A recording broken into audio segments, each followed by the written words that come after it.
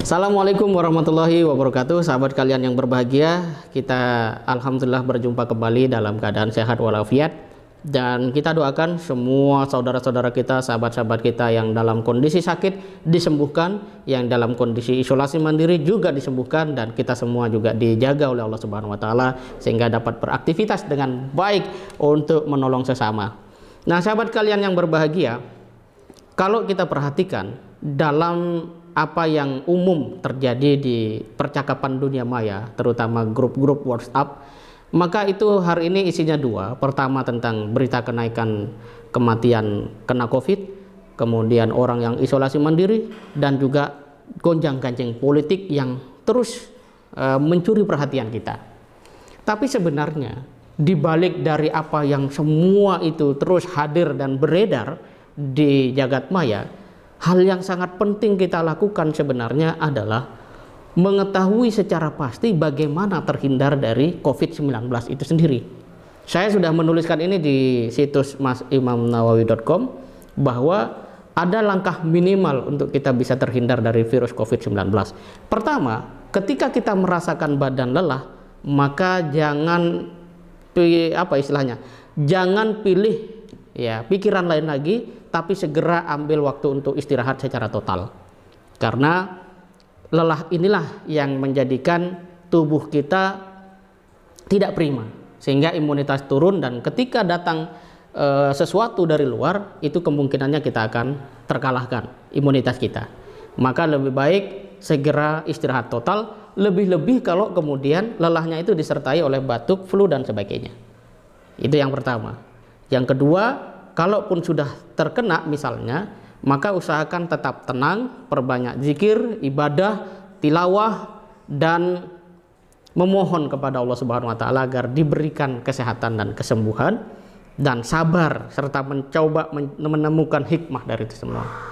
Dan yang ketiga, di pagi hari coba keluar, lakukan gerakan-gerakan ringan, atau bahkan kalau diperlukan berjemur di pagi hari untuk mengundang imunitas kita fit kembali.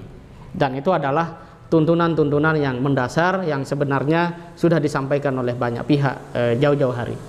Namun yang ingin saya garis bawahi secara lebih mendalam adalah pastikan kita mengkonsumsi berita, informasi, atau kajian yang sepenuhnya dapat meningkatkan imunitas kita.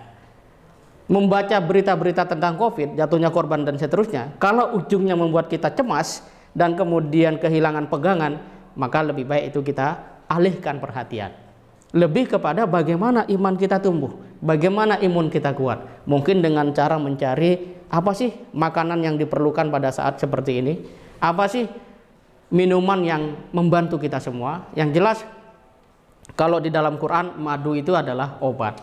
Dan sudahkah kita berpikir banyak tentang madu itu? Terlebih ketika baca Quran, ada perintah untuk kita berpikir. Seorang ulama mengatakan bahwa perintah berpikir di dalam Quran itu disebutkan 18 kali. Itu artinya kalau sholat ada 17 rakaat, berpikir itu ada 18 kali. Artinya setiap saat kalau bisa jangan hidup tanpa ada proses berpikir. Nah, inilah yang harus kita lakukan.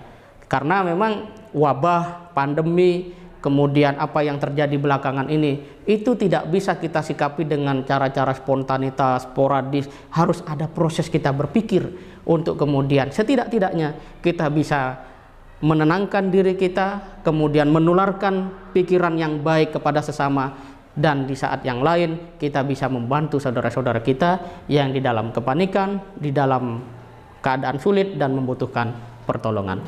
Pada akhirnya COVID-19 dan wabah yang terus meningkat ini harus menjadikan kita semakin yakin bahwa Allah adalah Maha Kuasa, bahwa Allah yang menghidupkan dan mematikan. Mari ikhtiar yang terbaik. Pada saat yang sama kita tidak punya daya dan kekuatan apapun, ambil senjata terbaik kita, yaitu berdoa kepada Allah Subhanahu wa taala. Dan doa adalah sebuah indikasi penting bahwa seorang manusia betul-betul mengakui dirinya adalah hamba dari Allah Subhanahu wa taala. Maka jangan pernah tinggalkan doa, jangan pernah remehkan doa. Dari doa inilah banyak sejarah perubahan dunia dihadirkan. Semoga bermanfaat. Assalamualaikum warahmatullahi wabarakatuh.